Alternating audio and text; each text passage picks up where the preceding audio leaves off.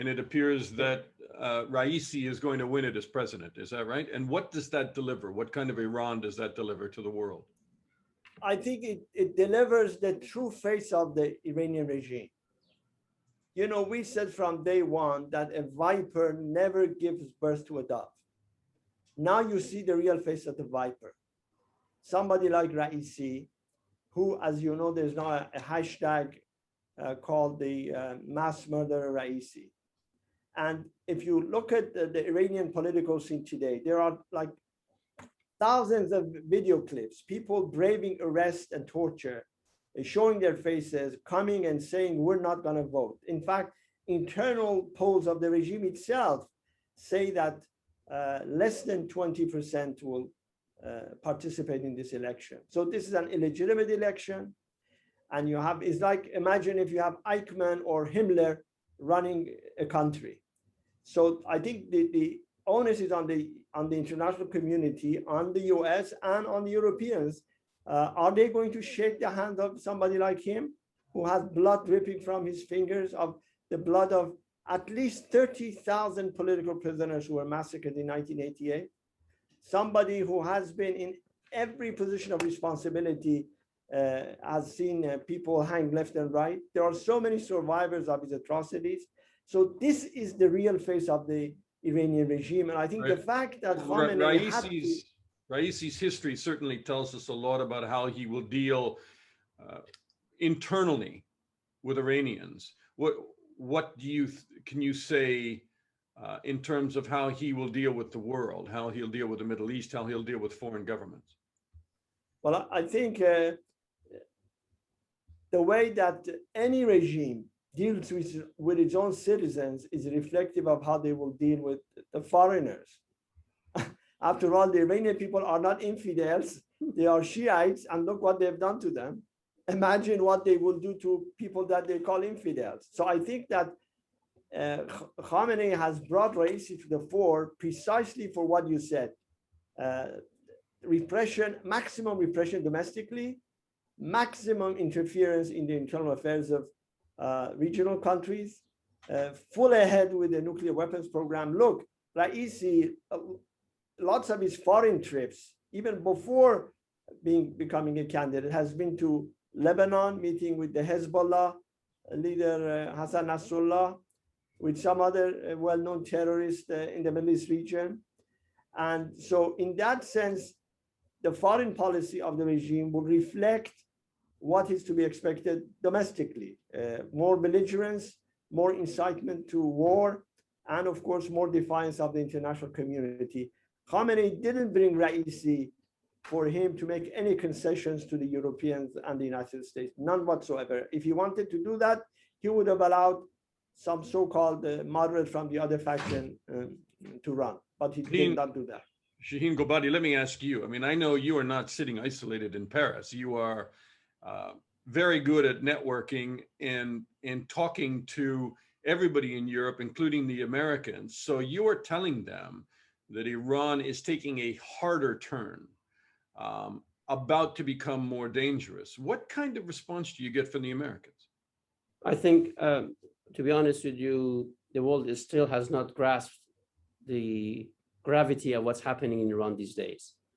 The big question is why Khamenei has come to this decision, as Ali said, after more than 3 decades, to finish this business of, moderate versus radical gambit forever. What has compelled him to come to this point? Because the regime has gained a lot from this business, particularly on international arena. The reality is the answer should be found what's happening in the streets of Iran.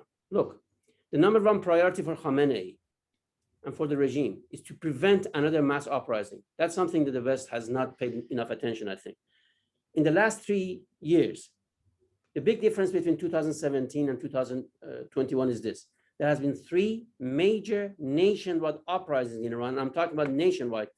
In the last one being in November 2019, more than 200 cities, people basically stormed to the streets in huge numbers, hundreds of thousands of them, calling death to Khamenei, death to Rouhani, fighting the Revolutionary Guards in the streets. According to the regime's own accounts, at some days, 900 locations, people were combating the Revolutionary Guards in the streets, trying to bring the regime down. So basically the regime came to the cliff. So this is the explosive situation in Iran. And one has to remember the social settings that led to people's uprising and also the activities of the network of the resistance, namely the Mujahideen Khalq network, has intensified. So the regime is very, very worried, in particular Khamenei, that look, if another uprising happens, what happens to the regime?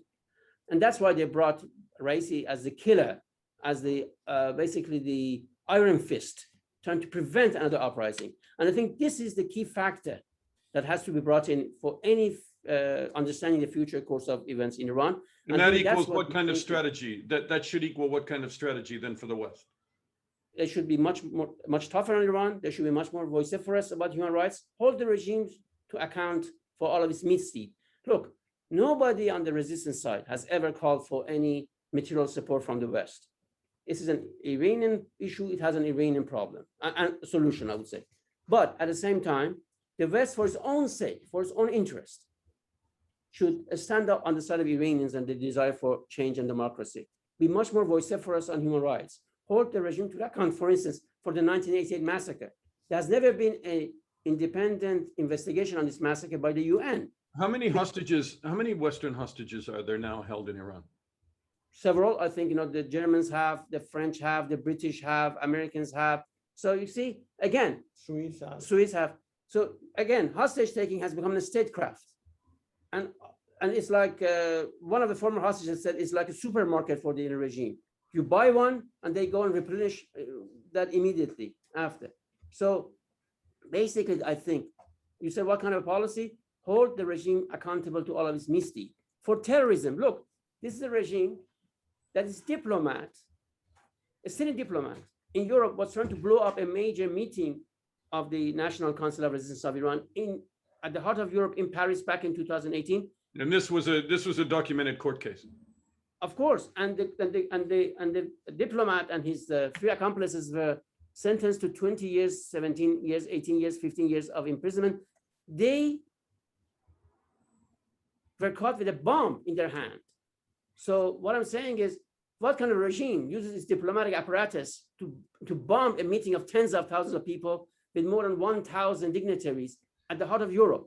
Now, who would negotiate with that regime on international law? It's time for the West that business as usual with this regime doesn't work. And you cannot count as the mullahs as your counterparts. Do you think, can I ask you both to conclude with this? Do Please. You think that from this being passed from one American administration to another, that time has run out and that they are so close to obtaining a weapon and that it is becoming so critical what is taking place in terms of the short amount of, the fuse is getting pretty short, that President Biden is going to be the one that has to deal with this, or is going to let it slip through his fingers, and we are going to be faced with a very dangerous situation with Iran. It's already dangerous, a more dangerous situation with possibly a nuclear armed Iran. My answer would be two-pronged. One, I think some of what you hear from Iran, I think is hyperbole. I think the Iranian regime has ways to go still to acquire nuclear weapons or become a nuclear threshold state. They are ramping up some of this to force the Biden administration and the Europeans to make the kind of concessions that they would otherwise not make. That's point one. Point two, I think the determinant factor in all of this, in this equation, is the street in Iran. And I think to the extent that people get organized, the resistance units expand its activities, I think a major uprising is looming. Regime's officials constantly talk about that, and they say if that comes, it will be far more ferocious and much more widespread than the previous one, and we will likely not survive it. So I think that one has to take very prudent steps, not take any rash measures to give the regime everything it wants just to prevent it from thinking that it will get the bomb. I don't think that's the case. This regime has a lot of problems at home. And first of all, it has an election coming up in a week. Yeah. And let's see what happens. I mean, we don't know if something like 2009 will occur or not, but they are very worried about it. That's my 2 cents. Shaheen, do you agree? Last word to you. Do you agree with that? I mean, Ali seems to give the Biden administration a lot more breathing room than some people would think in terms of Iran's ability to put together a bomb, and that the fuse is not that short. I actually concur with Ali, and I would like to add the fact that, look, we are here because over the years, too many concessions were made to the regime, too much time was given to the regime. If the party which is desperate is the Iranian regime, they need the West much more than the West needs them. Look, their economy is on the brink. They are very worried about a very, very disenchanted and explosive society. So they are the ones who are desperate. They are the ones who are on the rope. All the West has to need is to basically hold the ground. And trust me, the regime will have no choice but to accommodate the West or to be overthrown. So I think that all this razzmatazz and all this hoopla is because the Iranian regime doesn't want the world to see the reality as it is. And I think next week, the world will see that how many Iranians would shun the regime's ballot boxes, which for years the regime purported as are the source of its legitimacy. So the last word is Iran is changing, and it's changing fast. The policies should change accordingly. And I think there's another watch which is ticking very quickly, and that is the watch of the change inside Iran. You're saying hold the line, and don't give ground, keep the economic sanctions where they are, and grassroots uprising in Iran, which is the best way to achieve regime change, will come about naturally. Shaheen Gobadi and Ali Safavi, thank you so much to both of you. Thank you, Dana. Thank you very much. Thank you. Pleasure.